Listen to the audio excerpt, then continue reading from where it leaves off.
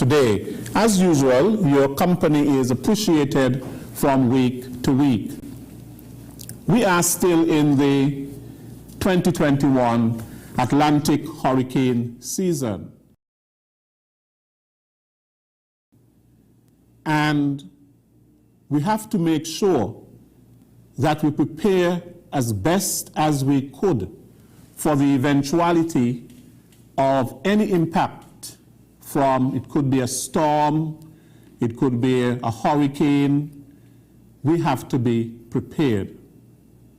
We know that disasters, hurricanes being one of them, can be very deadly. As we have seen in just recent times, a few days ago, the impact of Hurricane Ida on the Louisiana and Mississippi and states in the United States in that area, and the damage that Ida caused. And we have to be ever mindful that we are living in a part of the world where every year we have a hurricane season, and there's always the possibility that we can be impacted, and we have to prepare.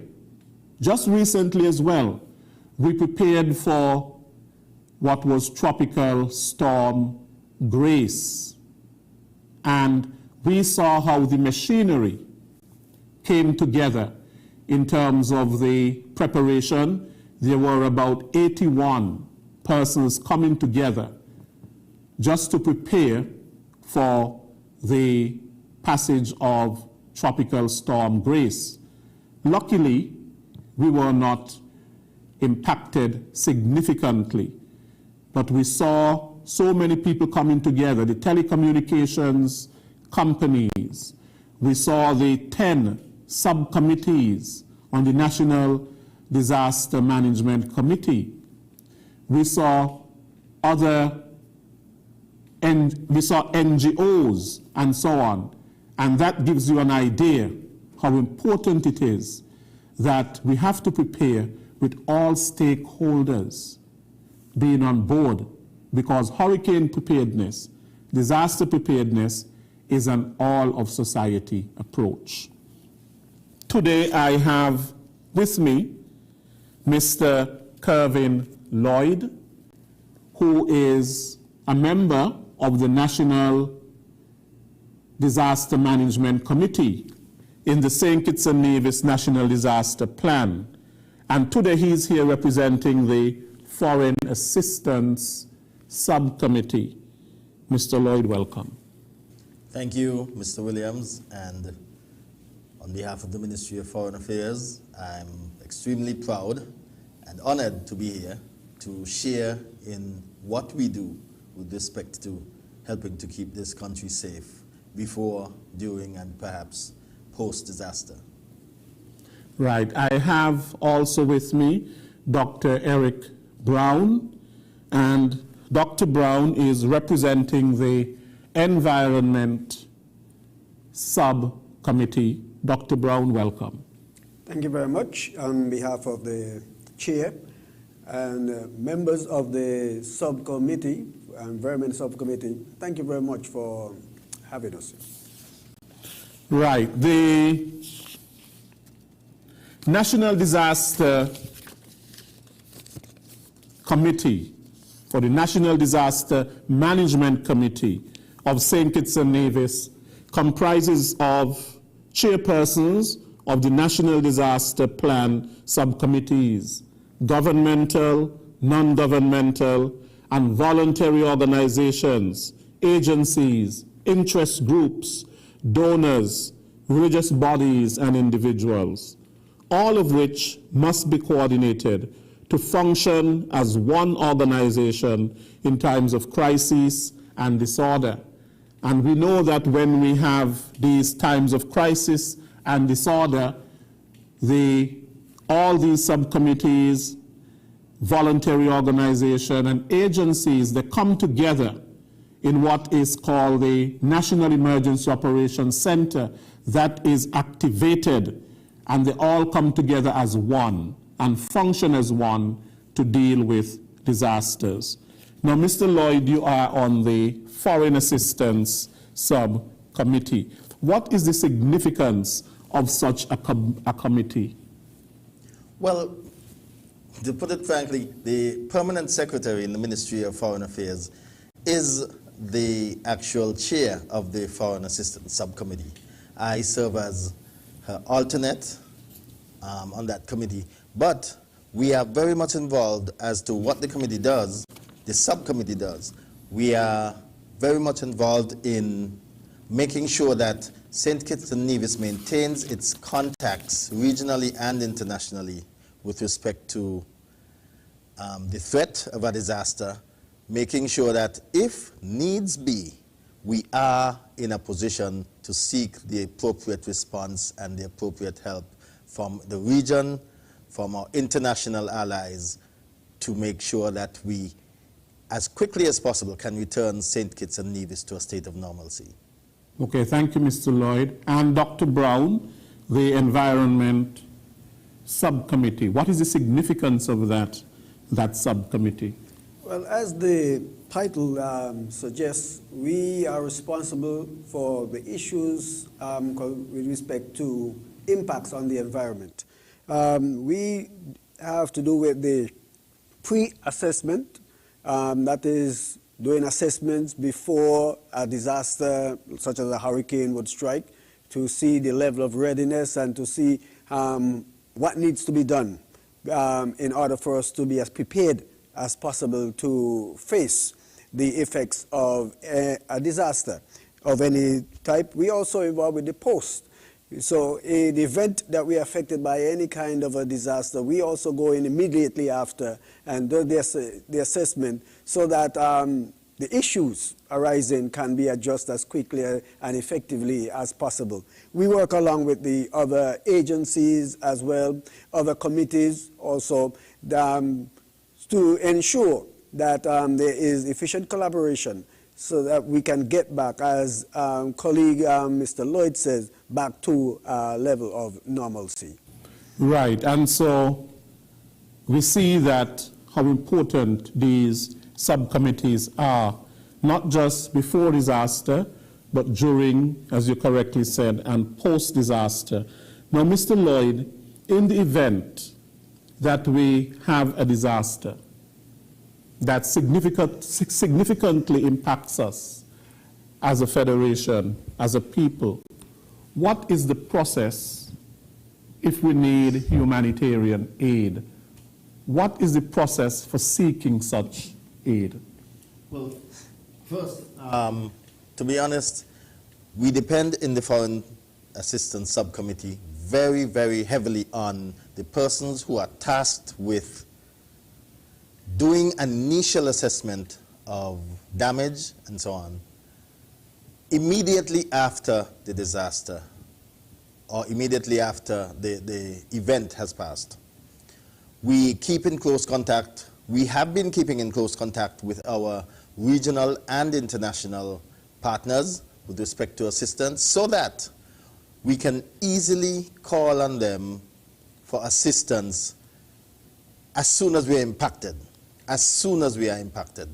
We have been over the years and in more recent times very, very frequently been making sure that all our contacts are in place. We know sometimes people move, people get promoted, people retire, people are transferred, and so we want to make sure that the names and contacts that we have in place in these assisting agencies, they are in fact the people who we can readily call on if we have an emergency, if we have a disaster. We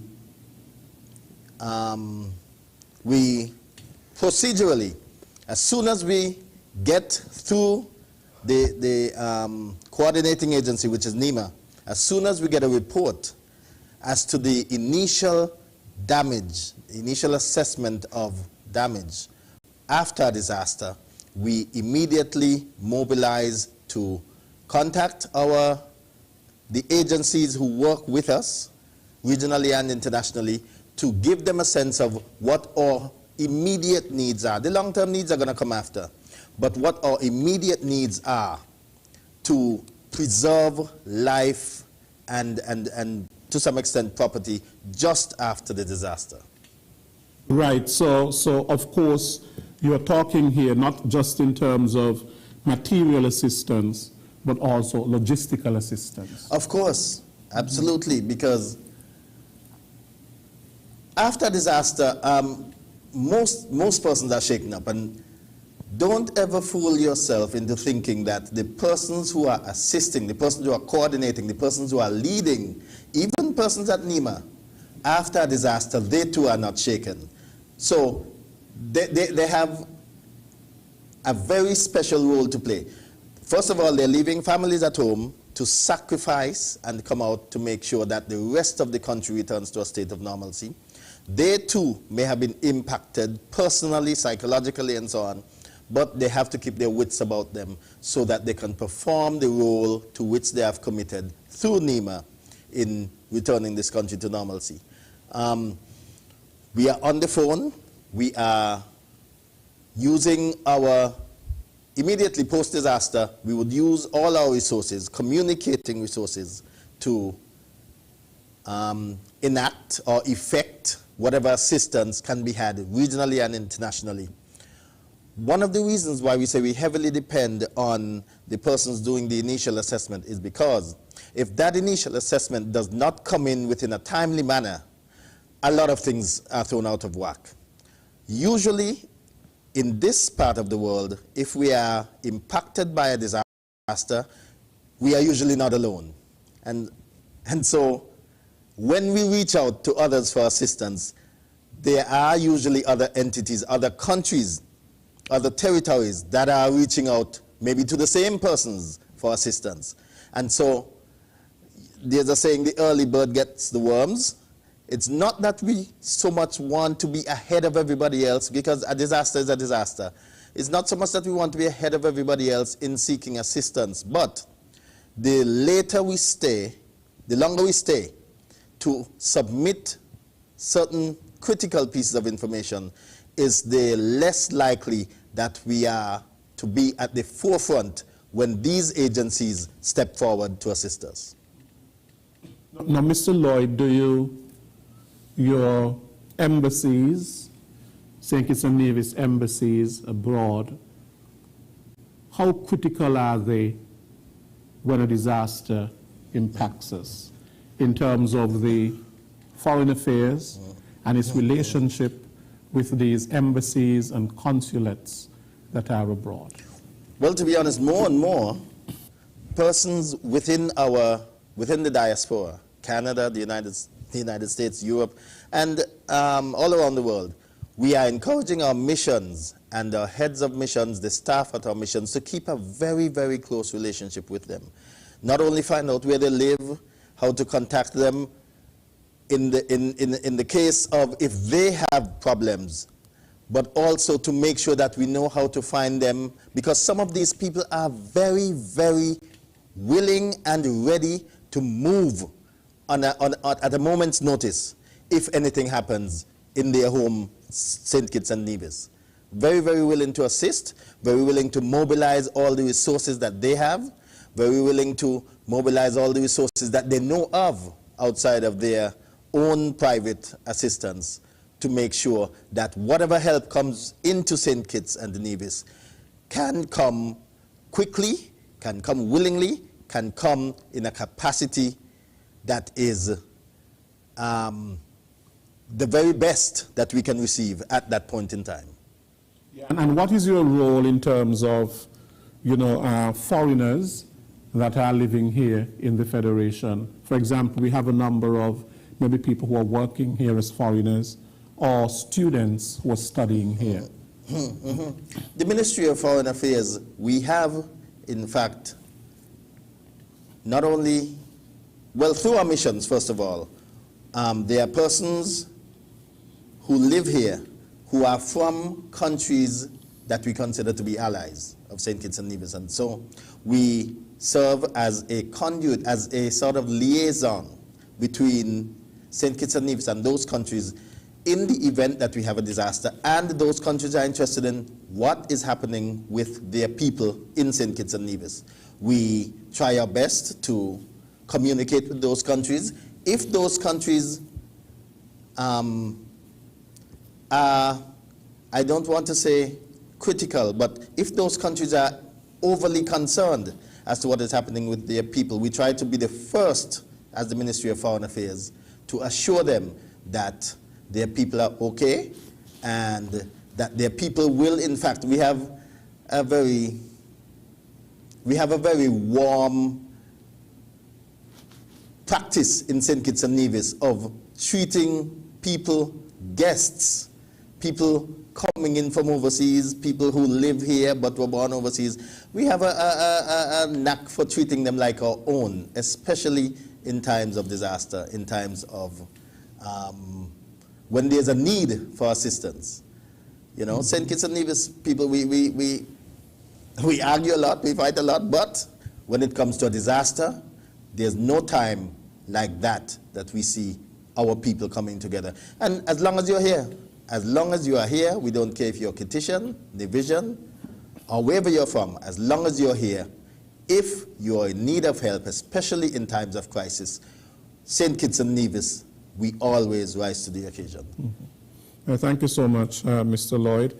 Now, Dr. Brown, whenever there is a disaster, the impact of a disaster, the environment suffers. And there is environmental degradation, environmental damage that takes place because of natural disasters. Now, what is your subcommittee doing in terms of developing strategies and plans to protect the environment during disasters? Because that seems to me to be extremely important, developing sort of strategies and plans in how you can protect the environment if you have an impact. Now, when it comes to a natural disaster, first I would say we as a people, we are responsible for our level of preparedness to face these. Within that each one of us as individuals have the responsibility also to make sure that we ourselves are also prepared. The first part is to be informed. And so therefore, coming on programs like this is part of that strategy, so as to inform persons, the community, that we are to be at a state of readiness, mentally, first and foremost. Mentally, we got to be prepared. And from that mental preparedness, we go into the physical preparedness, putting things in place. So from the community, we inform persons, and we tend to let persons know what are the potential threats that are around. For instance, you'll hear me speak a lot about waste management, the dumping of refuge everywhere.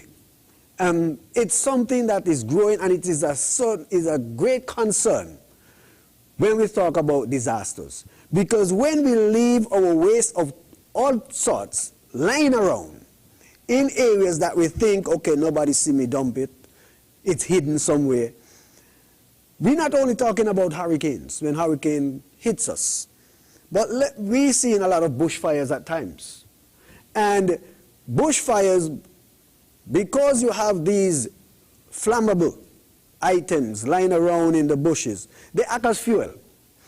But not only that, another concern that I see that we should be concerned about is that once these materials start burning, they are made out of chemicals.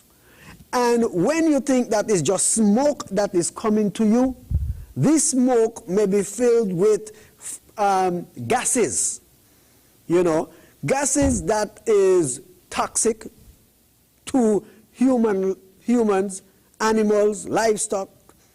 And you find that if we were to stop this dumping and take and control our waste properly, take it to the landfill, where it ought to be, where it could be properly be disposed of, we could avoid these disasters. There's something that I want to touch on, and it comes to hurricane.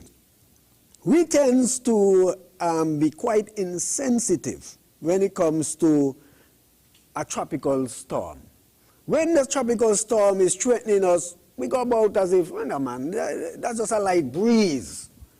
But the danger of a tropical storm is not the wind, it's the torrential rainfall that's associated with it.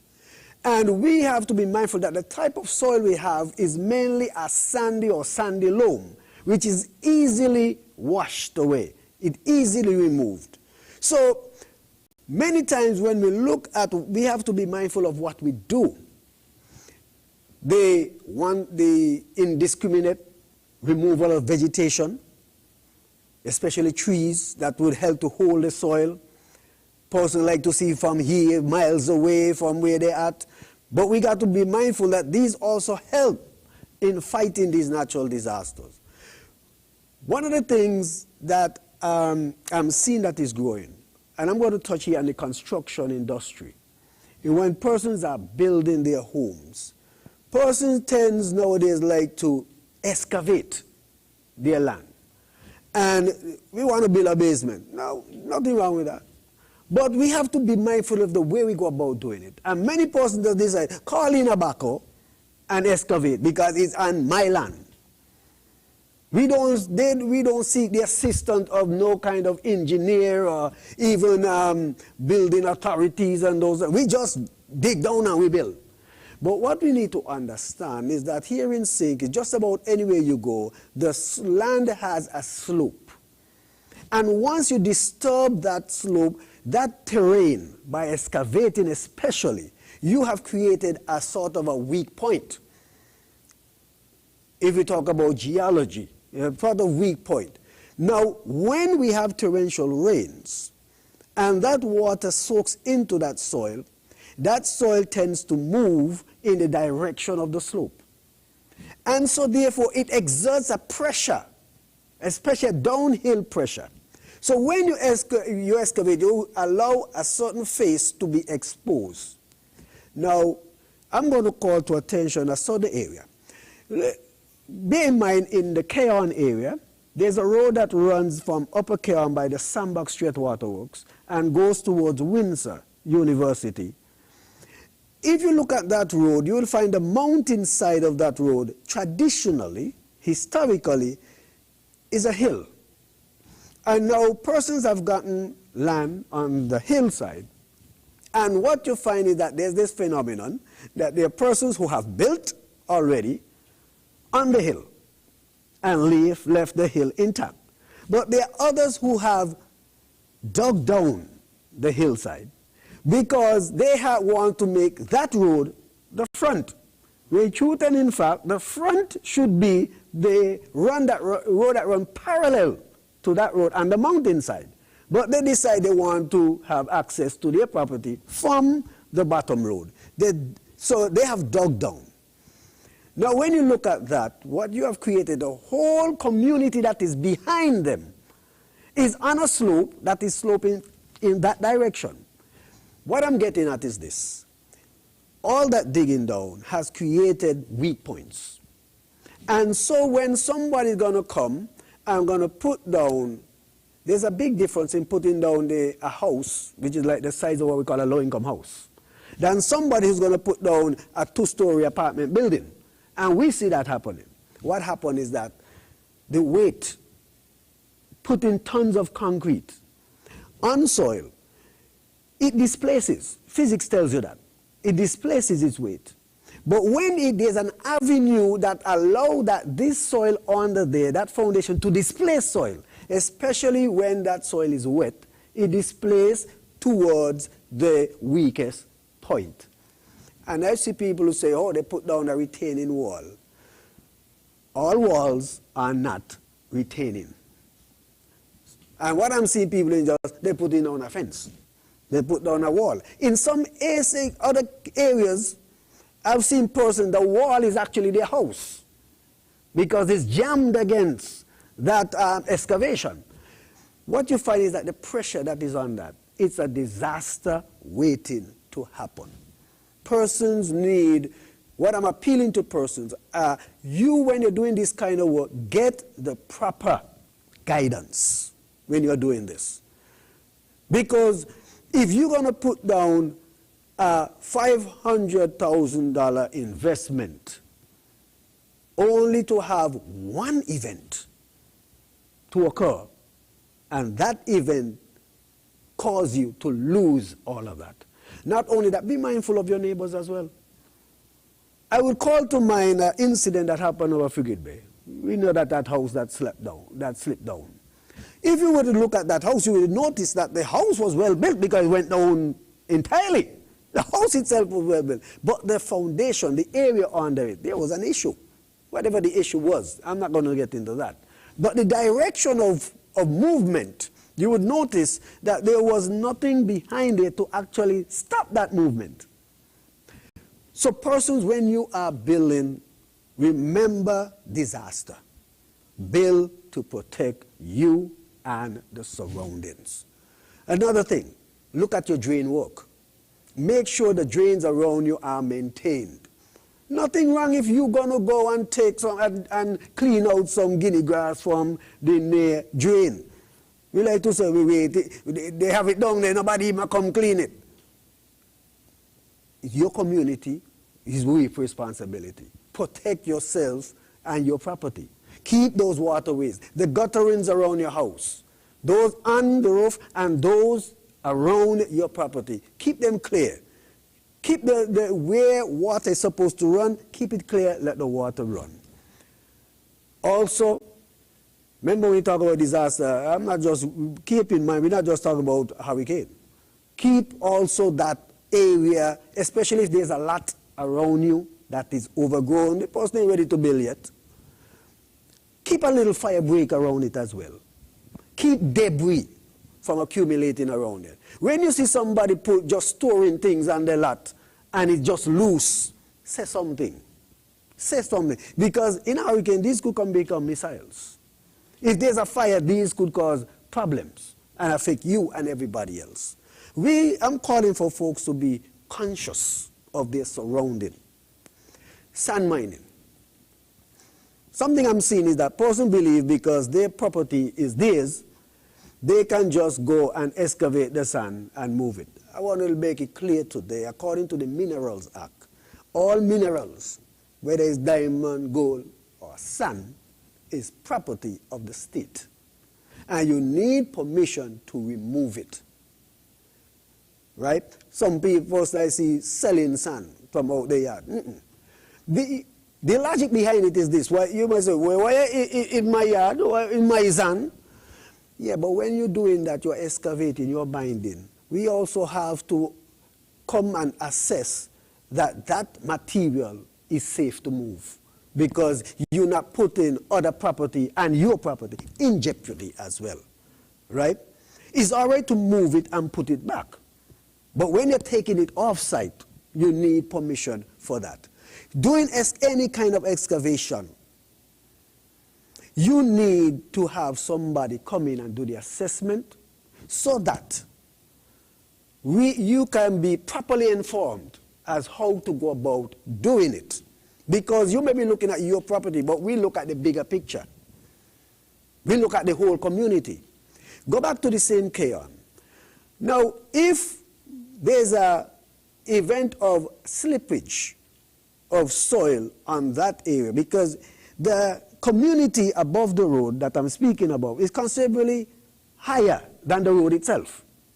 If there's slippage and dirt start coming down, torrential rain, and the soil becomes saturated, and slippage happens at that brink, don't think it's going to just affect them. It's going to affect those that are behind. To what extent, we do not know. So therefore, we got to safeguard ourselves and be mindful of these things. What I do affects everybody else. It's a chain reaction. We must be mindful of that.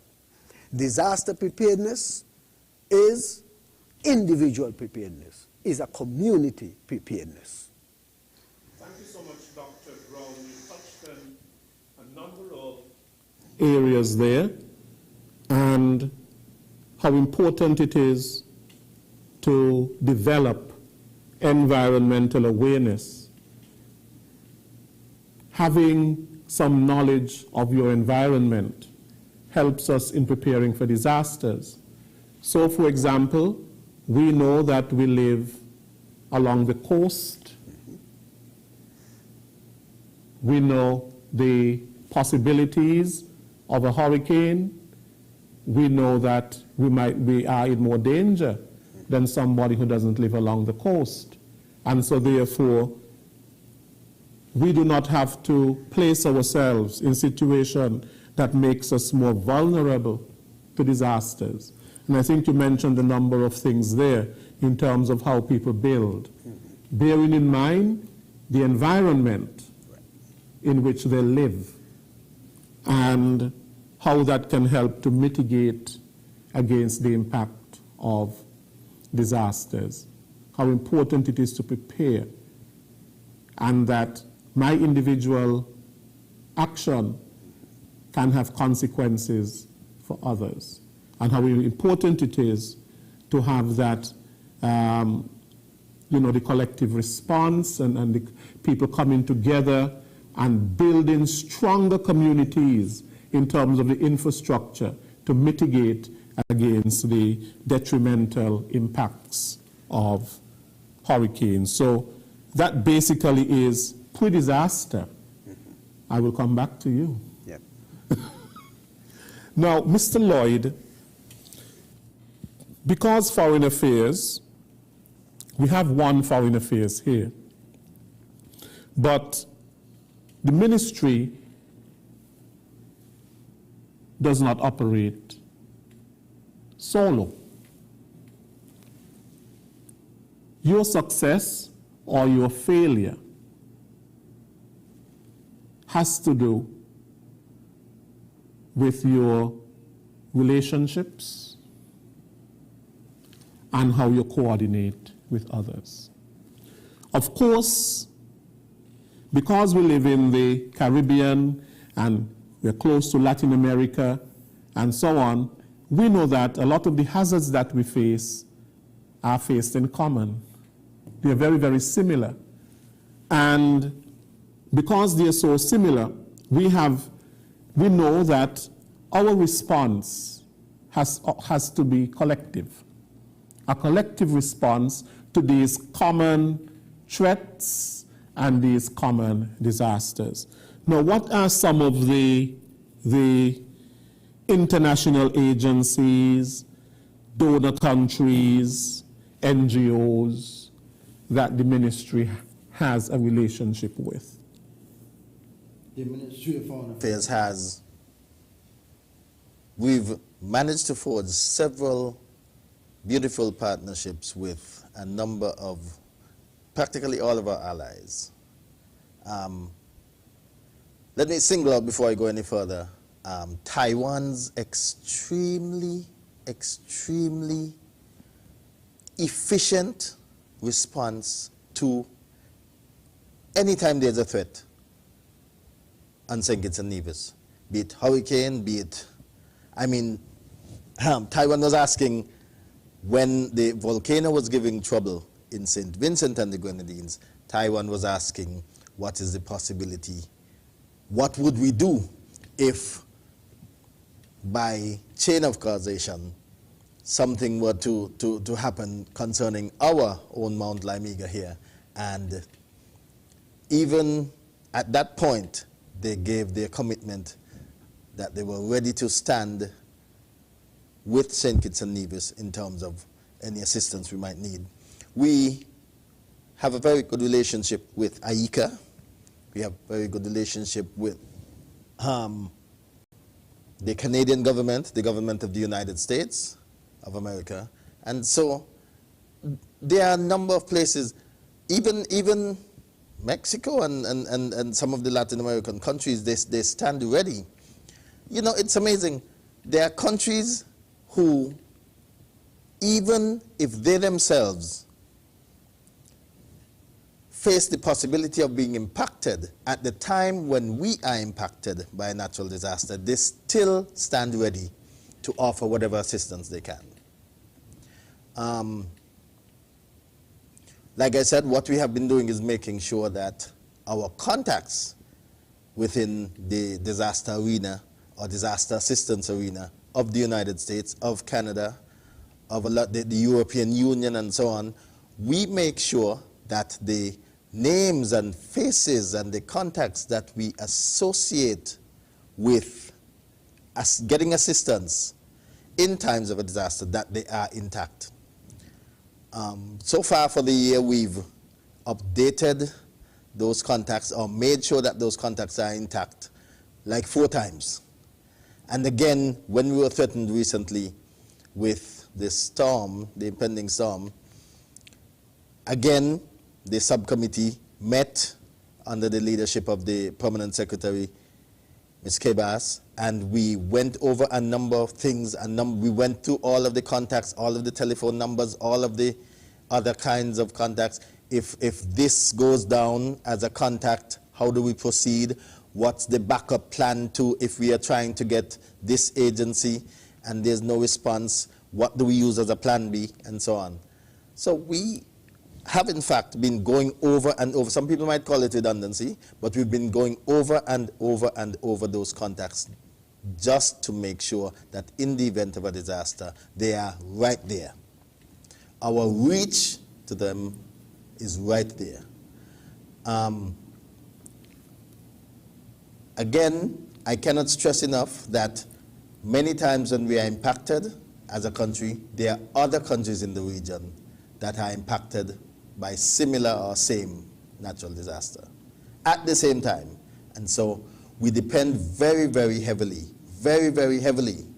on the damage assessment team to bring in the initial assessment, bring in the initial report, so that we can get working in knowing what are our immediate needs. I must say here that this is an opportunity to say to persons in the community that when there's a natural disaster, immediately after the disaster, we're not saying go outside before you get the all clear, but what we are saying is that if you have damage, property damage especially, and so on, there are particular needs for water, other things, you need to say as soon as you can get in contact with someone from any member of the damage assessment team. It doesn't even have to be government. It can be Red Cross, it can be another NGO that's assisting with damage assessment. Say what you see that have gone wrong, that has been affected early, so that the report can be in. As soon as the report is in, the Ministry of Foreign Affairs is ready and willing to jump on the asking wagon, the wagon of asking our partners for help for the immediate articles that we need.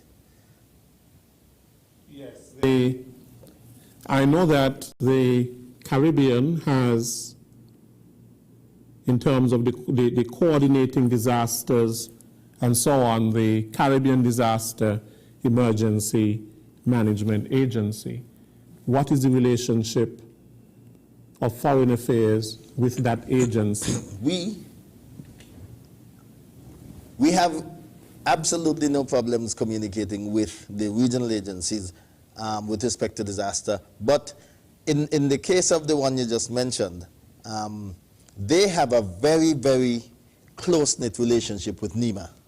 And so since NEMA is pretty much the nucleus or the center of operation, if they can communicate with NEMA more quickly, perhaps more efficiently than they can with Foreign Affairs, immediately post-disaster, we allow them to communicate with NEMA, and NEMA, the Foreign Assistance Subcommittee has a representative who will be on the NEOC anyway. So they communicate directly with NEMA.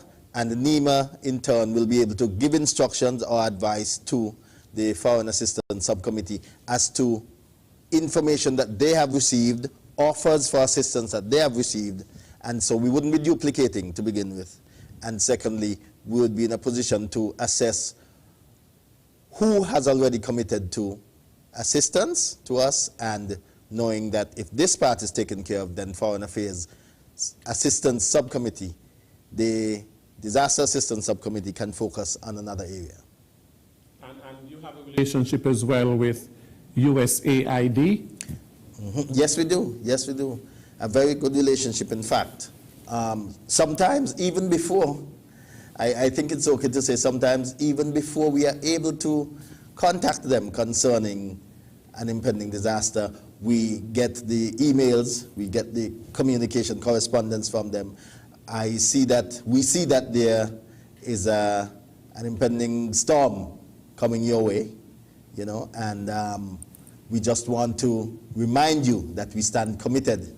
In the event of anything, we stand committed to quickly and efficiently assisting St. Kitts and Nevis in whatever way we can. So sometimes we don't even get the chance to reach out.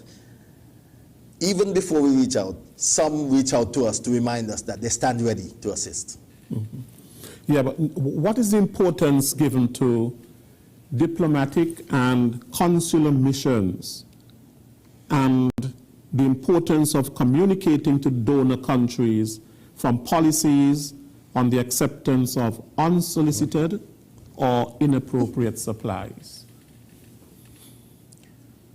I want to say that St. Kitts and Nevis, I hope the community on a whole understands that the Ministry of Foreign Affairs, and by extension, well, the Disaster Foreign Assistance Subcommittee, is the primary agency that is authorized to seek assistance on behalf of the government and people of St. Kitts and Nevis in times of disaster. The St. Kitts and Nevis Red Cross Society, they have their partners, the other Red Cross societies and so on, regionally and internationally, and we welcome the non-governmental organizations and what assistance they can garner from their agencies, their non-governmental agencies, internationally, regionally, and so on. But with respect to individuals, companies, entities wishing to whether assist or seek assistance, we must make it clear that the Ministry of Foreign Affairs is the agency primarily tasked with the responsibility of seeking official assistance on behalf of the government and people of St. Kitts and Nevis in times of a disaster. That is why we stick close to our missions, our heads of missions, the staff at our missions, to make sure that they stick close to Kittitians and Nevisians in their part of the diaspora. Because our missions, if they come across persons or entities willing to assist in times of disaster, our missions will first report that information back to Capital, what we call Capital, or the Ministry of Foreign Affairs. And so the ministry, in that case, would be in a position to report to the National Emergency Management Agency that these are the entities that we know of within the diaspora, whether individually or collectively, who are willing to assist with respect to whatever our needs are. Well, primarily and almost emergently and immediately after a disaster. These are the persons, the entities willing to assist, and that information, you see, it's because we want to make sure that one, we are not duplicating, and two, that the information is clear. The information is clear. We must each know what the other is doing.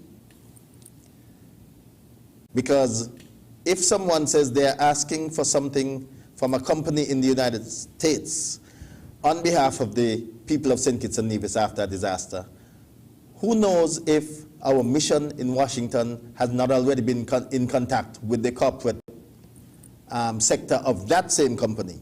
And so to avoid embarrassment, to avoid duplication, to make sure that things, even though it's after a disaster, seem smooth, our communication, the correspondence is smooth and seamless, we urge people to understand that the Ministry of Foreign Affairs is primarily the entity authorized to seek official assistance for St. Kitts and Nevis in times of disaster. Right.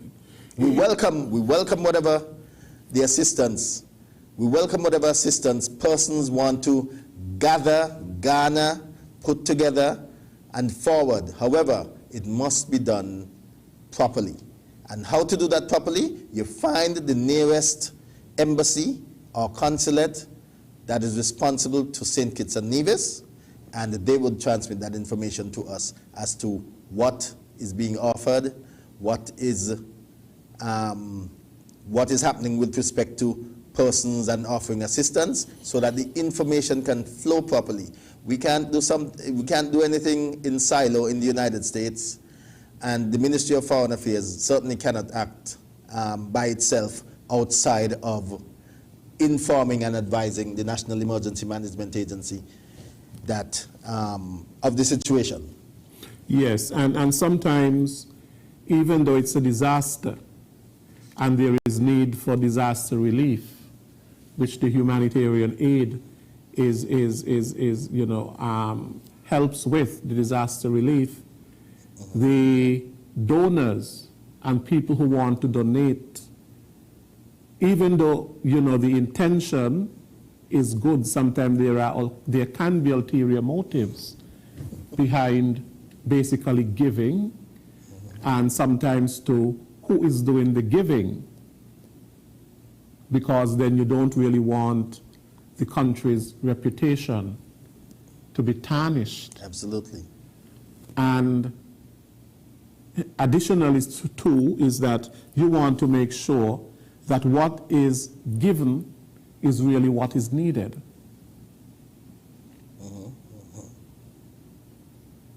Yes, very much so, because I can speak about the St. Kitts Nevis Red Cross Society for a little bit.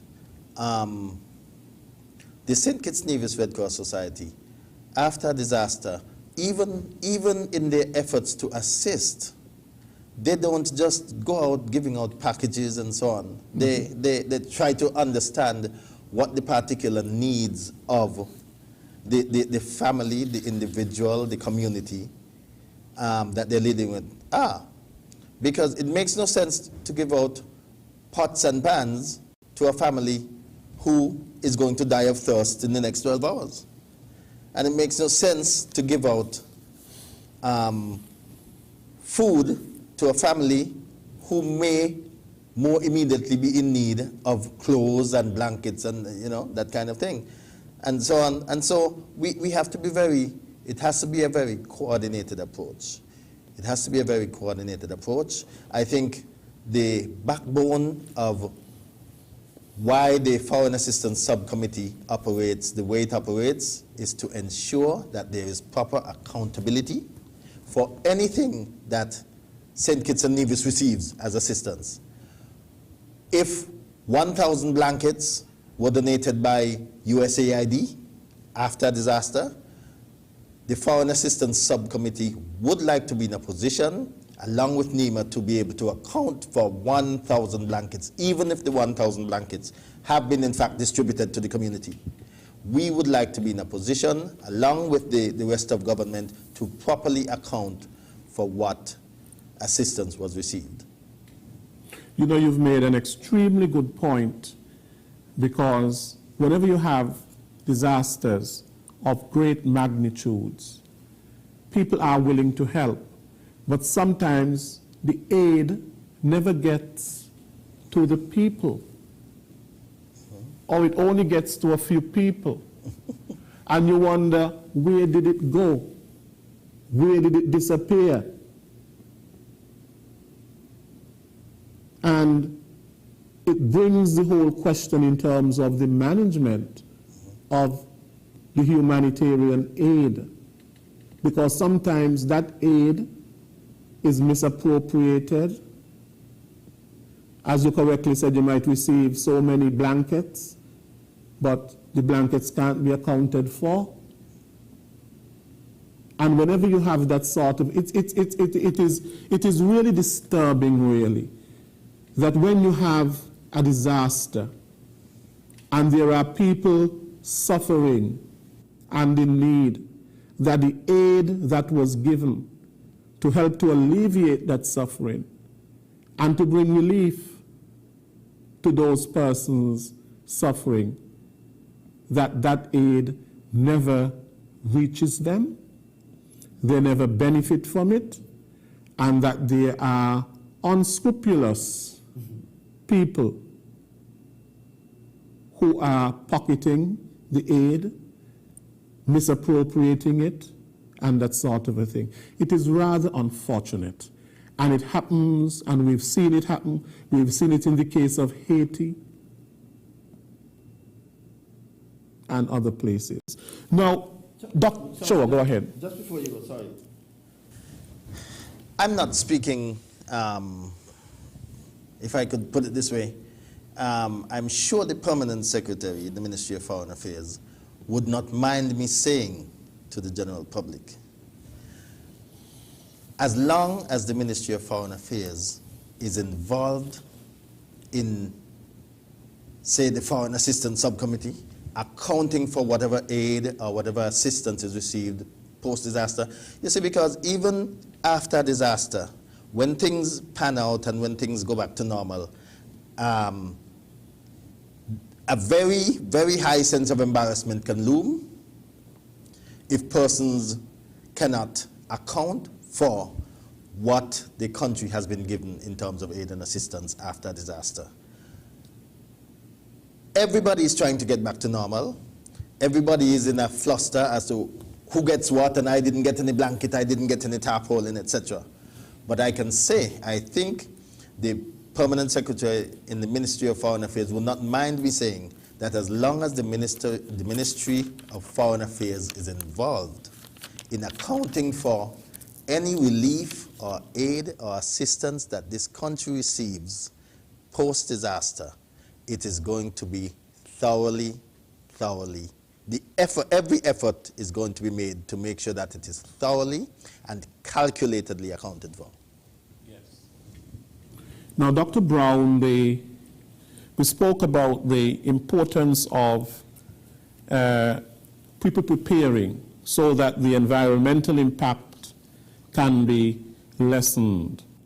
Now, in terms of an impact,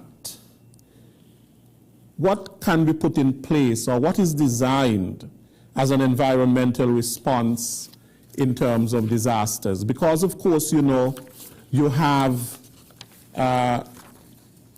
have ecologies and habitats that are impacted and affected, and there has to be certain plans put in place for the recovery of those ecologies and habitats. But of course, you know, you have to do a proper assessment of the environmental damage that would have taken place. But there would have to be a response to that environmental damage and to see how best that there can be some sort of a recovery done to the environment. Now, when it comes to the response is depends firstly on your level of preparedness. And in doing that, part of the strategy is, like I said before, to be informed. And for us to be informed means we have a monitoring system that we have in place pre-disaster, where we constantly monitor areas that we deem could be possible problematic, could be heavily impacted. We monitor the coastline, the forested areas, the guts. We monitor areas in and around communities, looking at for, like I said, the dumping of refuge, sand mining, deforestation. We look at these areas, even looking to see where the vegetation is overgrown and where it needs to be addressed. So it's before we have these in place, but also We also have a mechanism in place where we have ensured that personnel are also in place and they are properly informed as to what their role will be in the event that there is a disaster. So that after the disaster, we can respond quickly and effectively because the personnel has already been informed and persons know what they're supposed to do, when they're supposed to do. So when they're called upon, there is no fidgeting as to figure out who going where, who doing what. For instance, we have the Rangers, and the Rangers, they're constantly monitoring. They're monitoring and they're sending, reporting back all the time.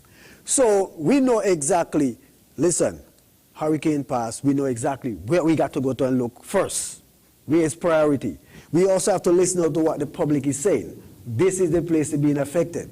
We also have to work together with other committees where every one of them have their area of expertise. Yes. And so we have to tap into these different expertise. Take, for instance, shelter. Shelter has to do with persons and making sure that persons' lives are preserved. Where does environment come into play with shelter? Of course. Because if after a disaster, and let's say there's a landslide, we now have to go in with our expertise and inform shelter. Listen, that housing there, that dwelling that you had there, that you propose for a shelter, it has been compromised. Why it is compromised? Because there's a landslide or some slippage that is close by and could, with the constant rain after, it could impact it. So we have to work together, create these synergies, but these are created before, so that in post-service, when we activate the mechanism, search and rescue, distribution of also personnel. So one agency may not have the manpower that it needs. So we have to move around persons from one agency to another to assess, So that is when also it comes back to training. So we train persons in different areas, in different aspects. Because you may never know which team you may end up on, right? You may be working as a ranger today, but after a hurricane, you may end up working along with the firemen, the defense force, shelter, So this is where you find that the which is being proactive, is quite important because it determines how effective your response is going to be. In the response, we get out as quick as possible. There are cases where I've been out even before the all clear is given to make assessment. Especially you're listening to the radio and you hear somebody send out something, a call. Even during that disaster, sometimes you also have to risk yourselves as well and go out there and lend assistance, so as to lessen the impact of So when it comes to the environment, it's a constant work, but it is a collaborative effort. Yes. We cannot afford to work in isolation. That is why, one would work out, why is it you have environment on your program today, but you still have foreign? The two of them doesn't seem to go together. But actually, it's a system. It's connected. There's a relationship in all of it. So, right? So, I have to know what they are about. They have to know what we are about. Fire and rescue has to know. Shelter also has to know. And we all have to be on the same page. Not just in the same book, yes, but on the same page. And this is one thing we cannot say, that is he work and this is me work. It's all of us working together. Working. What do you say the program is? Working for you? But if I'm working for you, but at the same time, it's all of us, yes, working together. Right. And of course, the legislation with respect to the environment to help with disaster risk management is very, very important. And a subcommittee like the Environment Subcommittee. I know there's a Department of Environment. You spoke earlier in terms of people throwing things in guts, and it's creating disaster as well, because when the guts are clogged and the drains are clogged, you can have flooding. Right. So we need to have legislation in place that deals with that sort of a thing, for people dumping indiscriminately and illegally in guts and so on, to prevent that sort of a behavior that impacts the environment and creates disaster. When it comes to the dumping, is really a real concern. It's a real concern. A person must understand. I went in the mountainside, and this is where a lot of the dumping happens. Go in the mountainside. And I went to show a colleague a walking route, and I took him to a bridge. And took him there to challenge him, to show him that he was actually walking on the bridge, but he didn't even realize that. And the bridge was built in 1940. That's how long it is there. But here's what the interesting thing is. When I got under the bridge, is what was there. A whole house. Furniture. Living room set. Beds. Cupboards. Right there. Persons go up there and dump it there. The question I like to ask, when you dump these things up in the mountain, where do you think they're going to end up? Right back down. But in they have rocks. And when these get caught up in these rocks and the water comes down, where will the water go? Water tends to find the easiest part. And the easiest part is to go around them and hit the hillsides. Whenever you see a gut running and you see that muddy water comes down, I don't know about you, but for me, it's a concern, because it means the water is taking down silt and all that should not be. So all of these debris coming down and all it, but if that blockage happens close to residential areas, we look at the images we saw in Japan the other day, where you just see a hillside just coming down, and we say, boy, look at that in Japan. The situation is building up right in our backyard. We got to be mindful of that. And so I'm appealing to folks to stop. Another thing I want to stress on. Personally, the squatters, people going to build. People building in guts. Right? And there's legislation against that. We are going to continue, but I want to open the phone lines. The numbers to call are 466-2666, 466-2666. The cell numbers are 662-8674, 662-8674, 767-4765, 767-4765, and the international number is 1-239-645-1500. That is 1-239-645-1500. We welcome your calls. Yes, Dr. Brown. So I was saying, persons are even constructing dwellings in guts. Persons using gut sites for farming, you got to be careful. When I approach persons, a common thing I'm hearing, man, it's long time, they got to run for years. You ain't run for years. But one day, while you're inside that dwelling, that gut decides to run. I want persons to realize it's not rainfall that occurs on the lower slopes around our communities that causes these guts to run. It's rainfall that's occurring in the mountain. And rain could be falling in the mountain for days, and you don't even notice it. That is what causes, as we say, gut come down. That is what causes that torrential rain that's happening up there. Take, for instance, in Bastille, persons parking in the guts and everything there. Ain't no rain that's falling in Bastille area that causes those guts to run. It's rain falling in the mountain that causes that volume of water to come down. Same thing happens around the island. And it's a long time I haven't seen these guts around the island really run like that. But if it happened before, it can happen again.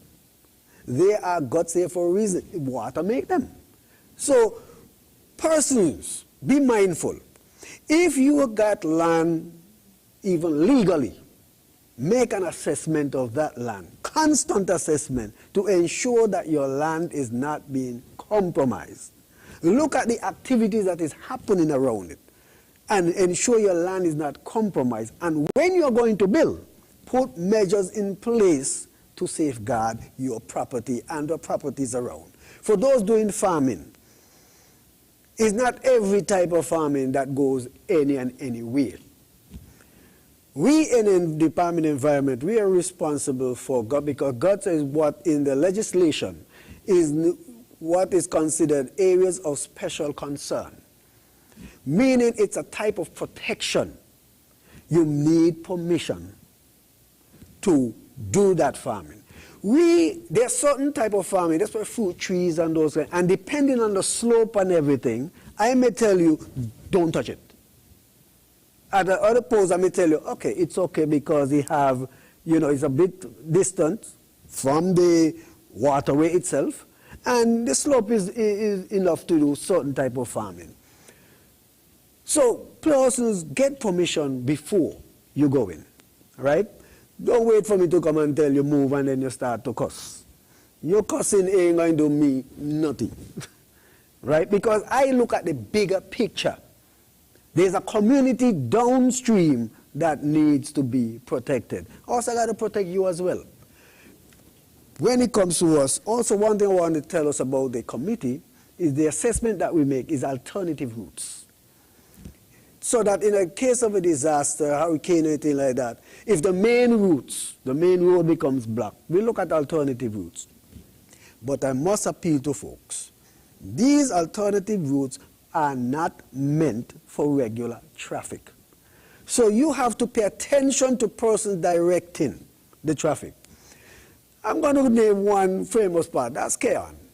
I'm living in the Keon, And whenever something is blocked, there are some routes that persons will take. And there's one in particular that takes you from Spooners, and you could go right out of Keon. But what happened is that persons who normally don't even know the route, there's one particular area that is a bottleneck. So it doesn't take two-way traffic. And persons tend to be going up without even, you try to direct them in certain directions. They don't want to go there, they don't want to go there. The alternative routes, but you have to pay attention to persons directing you. Pay attention to instructions. Whenever there's a disaster, if a post-disaster, everything is chaos. Everything is out of place. It is not a normal situation, so don't expect normal conditions. You may be directed in areas that you're not familiar with. That areas that you don't normally go. It's not normal. So follow the instructions given, the directions given. Be disciplined. That is what we call it for. Be disciplined, especially after disaster. Stay calm. We tell people stay calm. We are aware that it is difficult to stay calm, but exercise some sort of control. Tempers flare and here and there. Remember the persons who are directing you. They're risking their life. I'd rather be home. My roof probably blow off too, but I got to be out here. I have children also to look after. I'd rather be there, but I am here. So let us work together so that we can move forward as quickly and efficiently as possible. Working for you, working together. Yes, the disasters, of course, we are developing countries. We do not have a lot of money in reserves and so on for disasters.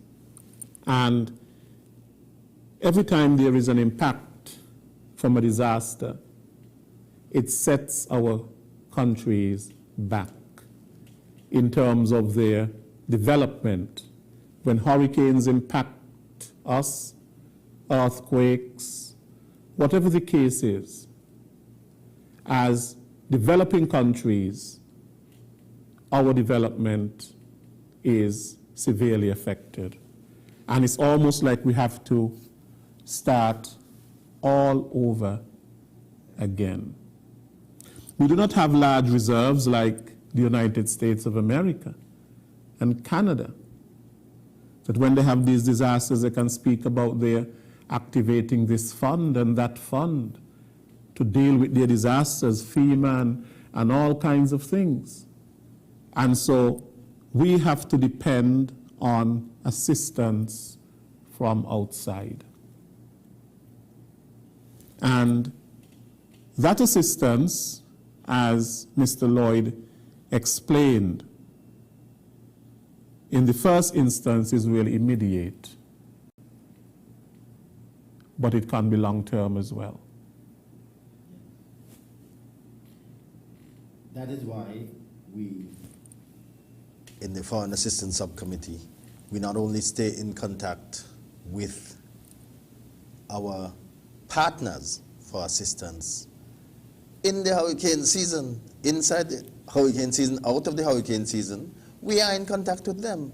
Because as you said, after post-disaster, the assistance required is immediate. Mm-hmm. But then, if 10 out of the 12 schools on the island have been destroyed, then in the long term, we would need to keep in contact with those donor agencies, with those agencies who are willing to assist us, both in the short term and the long term. And the medium term. And the medium term, to get not only persons, families, communities back on their feet in the immediate, but in the medium and the long term, help us visualize where we are going, what we are going to do, what are the things we are going to need to get back on track with respect to some of the entities and the systems and the regular programming, if I could call it that, that has been impacted, and see where we go from there. Yes, because there's a very huge difference between asking for 100 cases of water or 1,000 blankets and assistance to helping to rebuild a school, a primary school or secondary school, very, very important in a particular community, without which the education of that community will definitely suffer in the long term. Mm-hmm. So we keep close to them. We keep close to our partners. We keep close to our donor agencies. We keep close to persons, entities, whether it be individually or collectively in the diaspora who are willing to assist. There are some individuals who may actually be willing to assist with a number of books and clothes and articles for school. They may not be able to give blocks or cement or pay for consultancy or the actual construction of the entity, but they may be in a position to mobilize their friends, their families, and so on out in the diaspora to give a box of books, a box of crayons, a box of library books, about, school uniforms and so on, to bring not only to bring the community back to a state of normalcy in the immediate, but in the medium and the long term, to make sure that the system can come back together in such a way as to not impact over the long term, or not have the community over the long term suffering as a result of this disaster that happened a year and a half ago. Right, and it's important that when these disasters impact us, and impact us severely, it is important that the outside world knows. Yes. Communication becomes extremely important. You want to communicate what is happening on the ground. You do not want to hide it. You do not want to exaggerate it. You want to to report it exactly as it is. Because sometimes what happens, is that you have a disaster, and of course, what is reported outside is not exactly what is happening on the ground. Exactly. And that is why, again, If I may take the opportunity to say, the Ministry of Foreign Affairs is the official entity to seek assistance on behalf of the government and people of St. Kitts and Nevis. People tend in disaster to exaggerate. Yeah. Lord, I'm sure most of them down there dead. Everybody roof gone. They've seen a few roofs that have been lifted, yes, but everybody roof gone. And because of the internet and social media, the World Wide Web, we have to be very careful in how we communicate. If we say to a donor agency or a partner agency willing to assist us, we are seeking X number of articles and so on to get persons back on their feet in the immediate.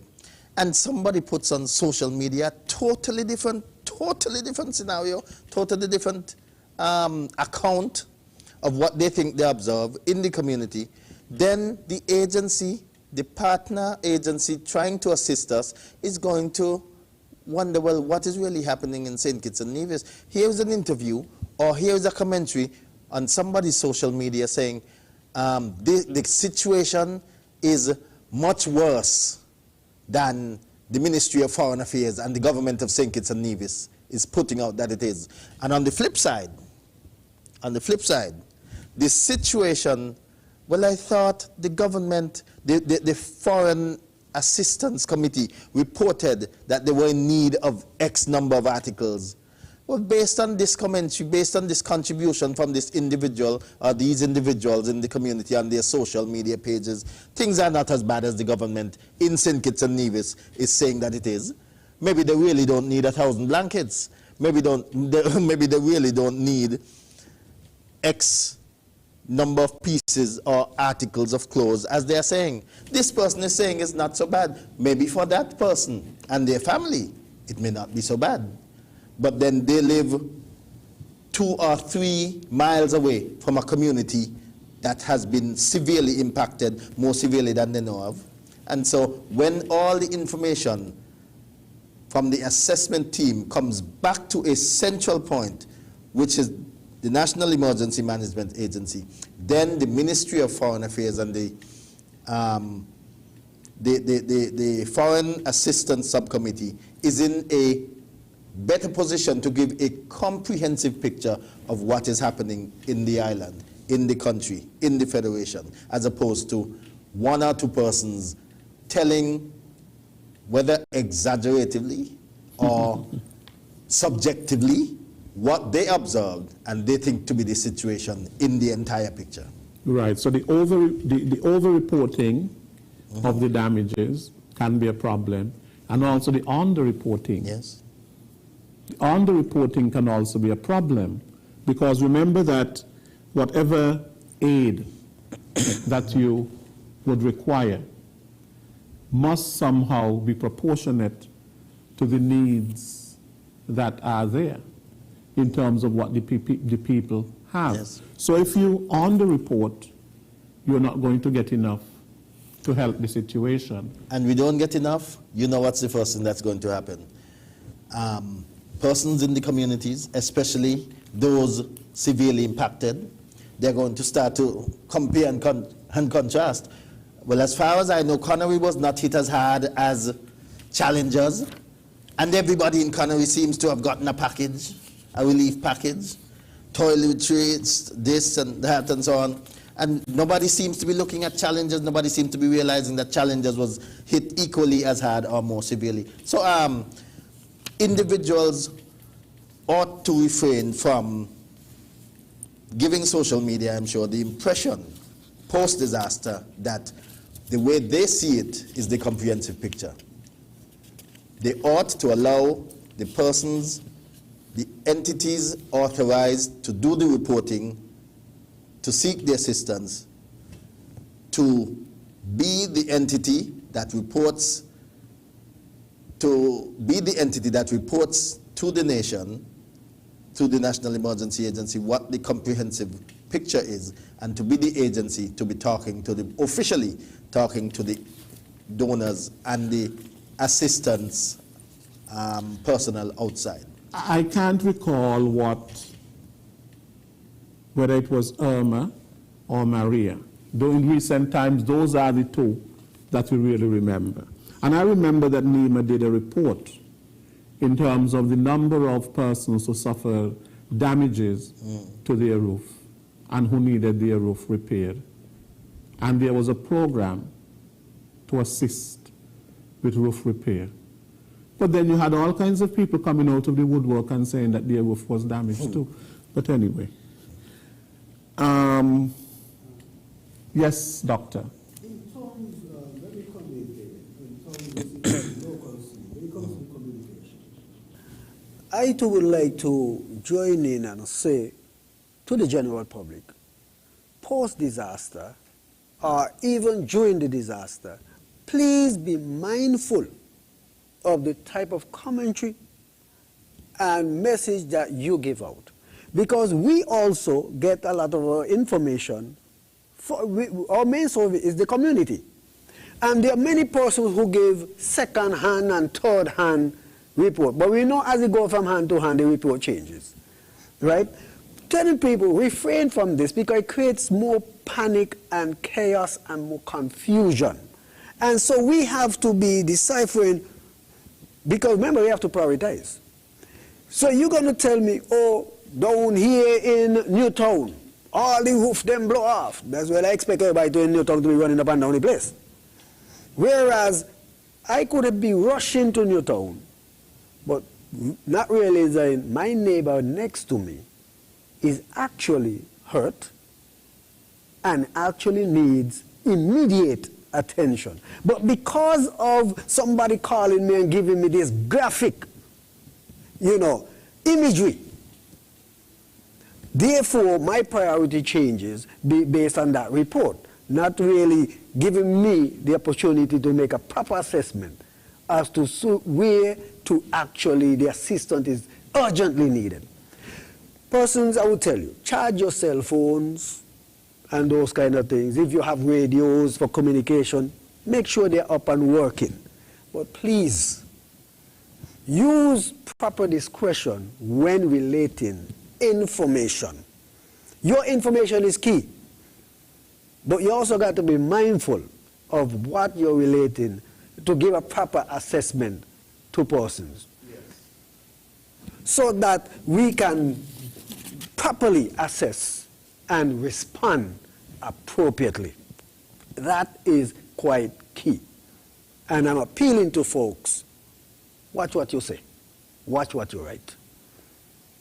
These donor agencies, they work through official channels. And they listen to it. And they listen as well. Yes. So, they want to know, before they can give aid, they want to know that they have some sort of an assessment from some official body, some official authority, before they actually can give aid.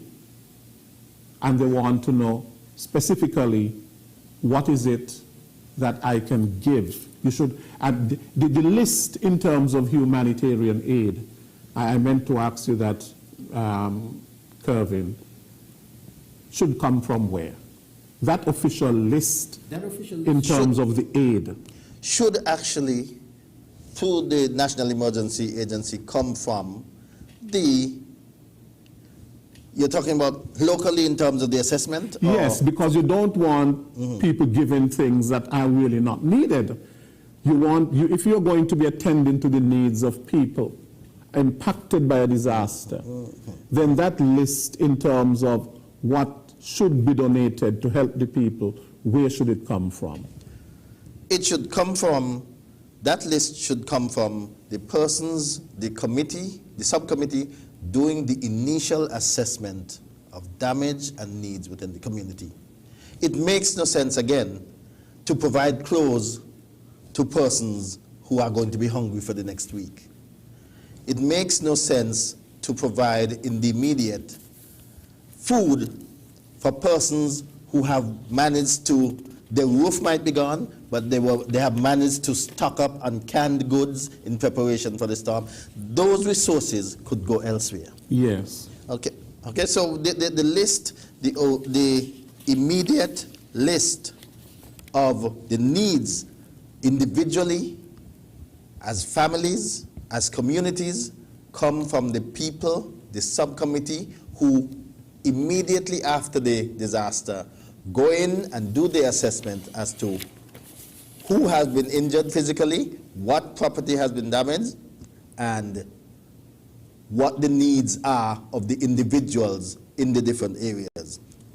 When that list comes in, the Foreign Assistance Subcommittee has a pretty good idea that it's raining a lot.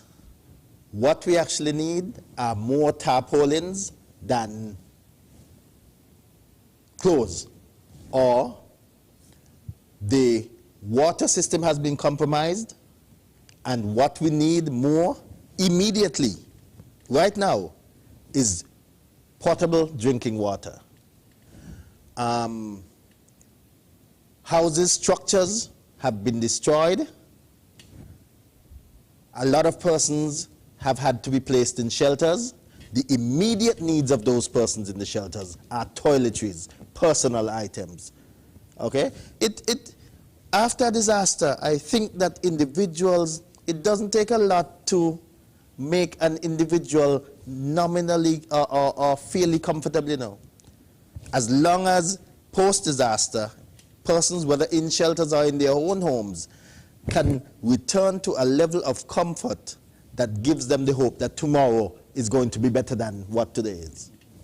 Now, disasters significantly impact our tourism industry and our tourism product. Mm-hmm. And the Ministry of Foreign Affairs may have the duty to issue things like travel advisories and things like that. Mm-hmm. Mm-hmm. Yes. The Ministry of Foreign Affairs, well, a little bit different to the Foreign Assistance Subcommittee. The Ministry of Foreign Affairs itself would help with things like tracing. If you're in St. Thomas and you want to know, to make sure that your family in St. Kitts and Nevis, they are okay, and so on.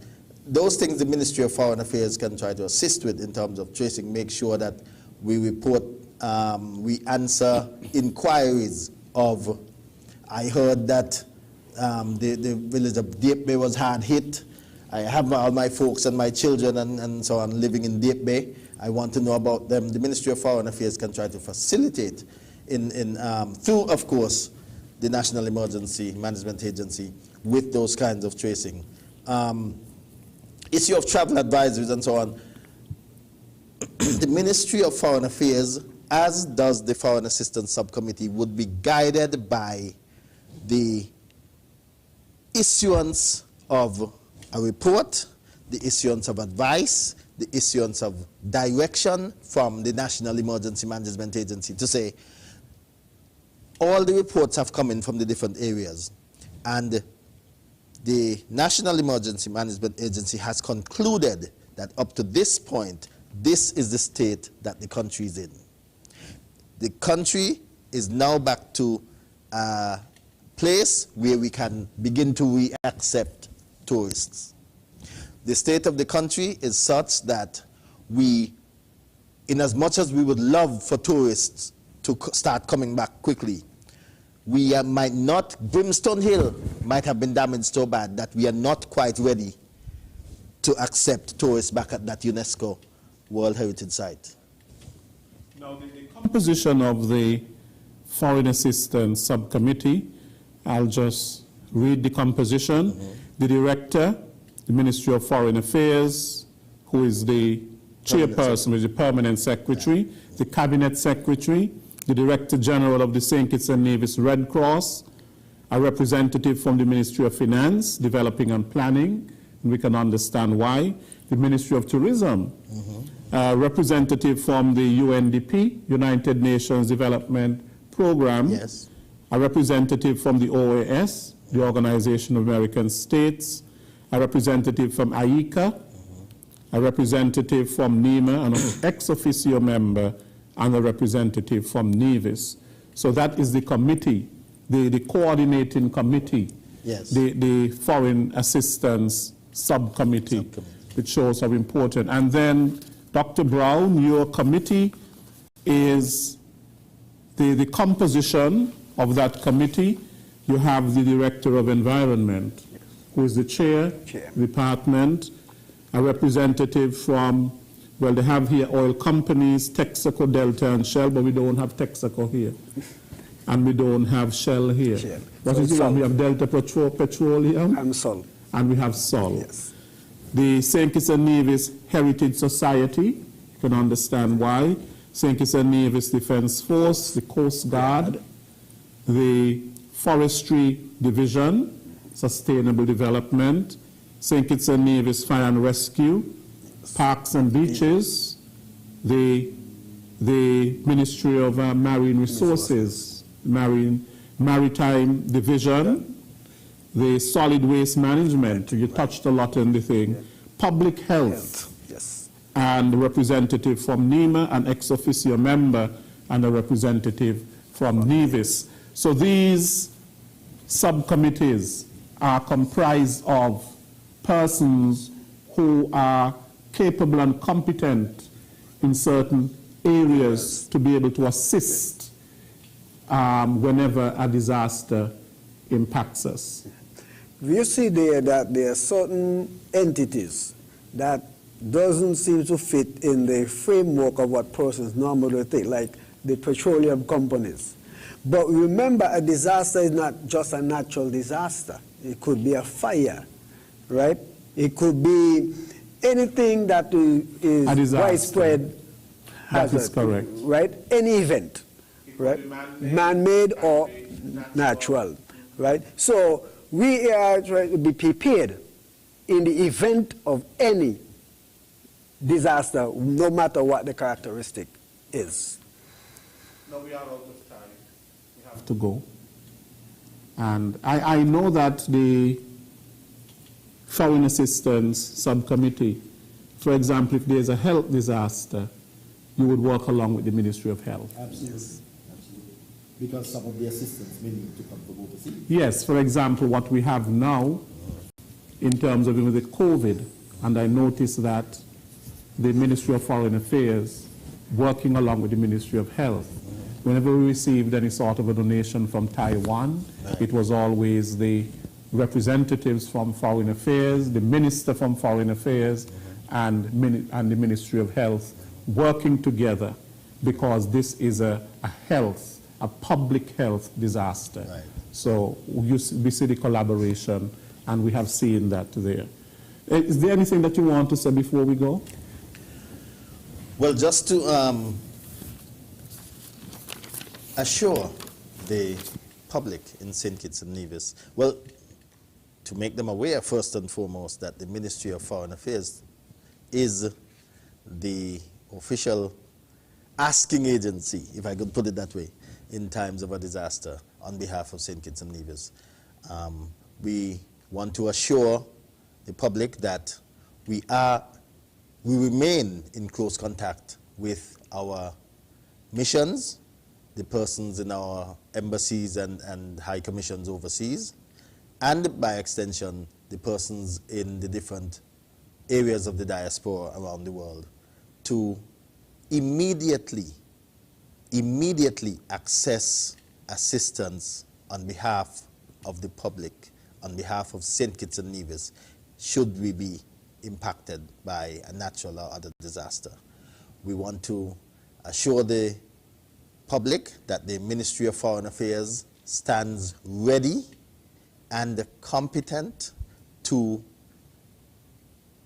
liaise, to partner with international agencies to garner as much assistance as is possible in that time frame for and on behalf of the people of St. Kitts and Nevis, should there be a disaster. A lot of people may not have known about the Foreign Assistance Subcommittee, and so today part of the exercise today has been to make you aware that this subcommittee exists and to tell you what this subcommittee and the rest of the government is doing on your behalf with respect to not only the hurricane season, because in my opinion, outside of the hurricane season, we have several threats and vulnerabilities that we have all year round. Okay? So when it comes to asking outside entities for assistance, liaising, communicating with outside agencies on behalf of the people of St. Kitts and Nevis, with or without a disaster, it's the Ministry of Foreign Affairs, it's the Foreign Assistance Subcommittee working in collaboration with the National Emergency Management Agency. Dr. Brown? So please, folks, be prepared. And be properly informed. Follow the official guidelines, official information that is going out. Be guided by that. Remember our personal responsibility in the collective effort to be resilient in the event of any disaster. Thank you so much to both of you. Mr. Kervin Lloyd, who is the alternate on the Foreign Assistance Subcommittee, which is chaired by the Permanent Secretary in the Ministry of Foreign Affairs, Ms. Kay Bass. I want to thank as well Dr. Eric Brown, who is the alternate on the Environment Subcommittee, which is chaired by Ms. June Hughes, who is the Director of the Department of Environment. Thank you very much for being a part of our program today. I want to thank all of you for joining us for our program today. Next week, we will be back with another edition of Working for You. Until then, take good care. I am Les Roy Williams.